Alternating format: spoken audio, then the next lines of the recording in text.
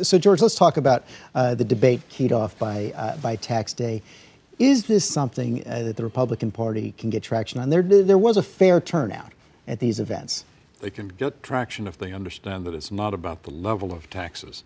Most Americans, 75% of Americans, pay more in payroll taxes than they do in income taxes. 43% of American households pay no income taxes. If you add those who pay less than 5%, you're at 60%, for whom, in terms of the income tax, government's a free good. Therefore, they have no incentive to restrain the growth of the government. What this was about, as was the original Boston Tea Party, which was barely about taxes, but about Parliament's role in their lives, was a view that we're now in something called the third wave of government. You had the expansion of the New Deal, you had the expansion of the Great Society to complete the New Deal. What those people who rallied there were saying, this is something different. This third wave is to erase the distinction between the public and private sectors, and that frightens them. Oh, they weren't saying that, George. What they were saying is, we don't like Obama. And this is a proxy way to say that, because it's true. He's going to lower taxes on 95% of the American public.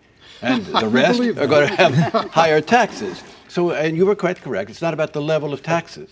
Those rallies were mainly, it seems to me, organized to say we don't like Obama across the board. And here's an issue. The beginning with California in 1978 works, and we'll just keep running. I think there's a radical sense of dislocation out there. They think that we have adopted an economic model of Lenin-Socialism, transferring wealth from the successful to the unsuccessful, and that is not a long-term recipe for national success. Well, have we lost sight of the fact that the reason we're spending all this money, never mind the grandiose plans the president has for spending more in the foundation that he says he wants to do, spending the money right now to save us from economic disaster.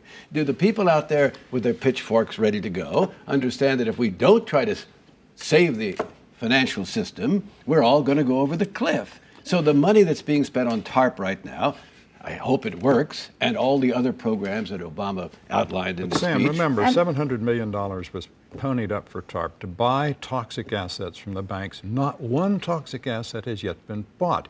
You say we're heading for a cliff. Obama's budget says nonsense. We're heading for robust economic growth of 4% a year for the next 2 The years. rosy scenario, which they've outlined, is no more realistic, perhaps, than the rosy scenarios of past administrations. But I do buy the idea that if we don't somehow stimulate the banking system, and they're trying this, they're trying that, I'm not smart enough to say which one's going to work, but something's got to work, we're going to go over the cliff. So when people come out on tax day and say, oh, to heck with the big shots, let's all burn them in effigy. And I don't think the people who were coming out were unemployed.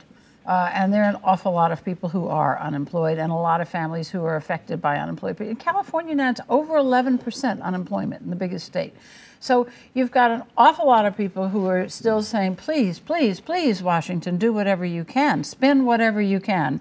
Just make it better. He raises a very good point. You have the largest state in the union at over 11% unemployment. And what is the largest state in the union planning to do? Raise income taxes, raise the sales tax, raise the vehicle tax, raise the gas tax. Because they have a balanced budget amendment. They're forced to do it because they have to balance the budget. They could always consider cutting spending. I know it's a novel idea. I ask you, George, do they think they're Margaret Thatcher who in the early 80s? Combated? We have to go back to what we were saying a few months ago.